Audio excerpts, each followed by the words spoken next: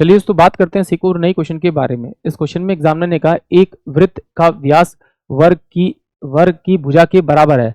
यदि वृत्त का क्षेत्रफल 64 पाई वर्ग सेंटीमीटर है तो वर्ग का क्षेत्रफल क्या होगा, ये एग्जामिनर मुझसे पूछ रहा है।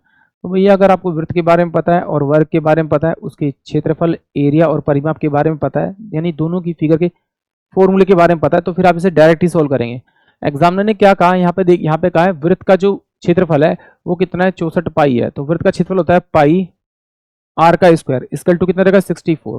तो पाई से पाई कट जाएगा क्योंकि ये पाई दे रखा है आपका, और ये आर इक्वल टू कितना आ जाएगा आपका 68 64, यानी कि इसकी रेडियस कितनी आ गई सर्कल की, 8 आ गई। और 8 को अगर मैं डबल करूंगा तो इसका व्यास कितना आ जाएगा 16।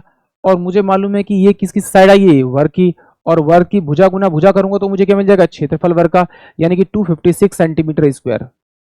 ये क्या आ जाएगा, इसका क्षेत्रफल आ जाएगा।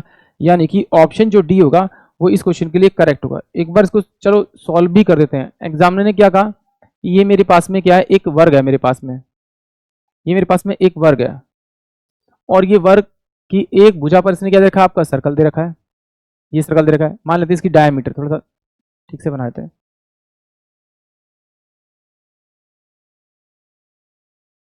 ये इसका सर्कल दे रखा है आपका।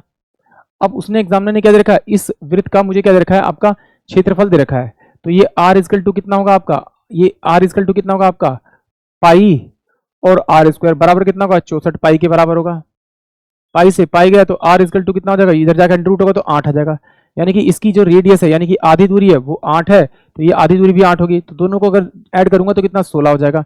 मुझे पता है कि ये वर्ग है तो ये 16 होगा, ये भी 16 होगा, ये भी 16 होगा, और 16 16 दोनों को मल्टीप्लाई करेंगे 256 सेंटीमीटर स्क्वायर आएगा। यानी कि ऑप्शन जो मेरे पास में डी होगा वो इस क्वेश्चन के लिए करेक्ट होगा। आई होप आप सभी को क्वेश्चन समझ में आया होगा।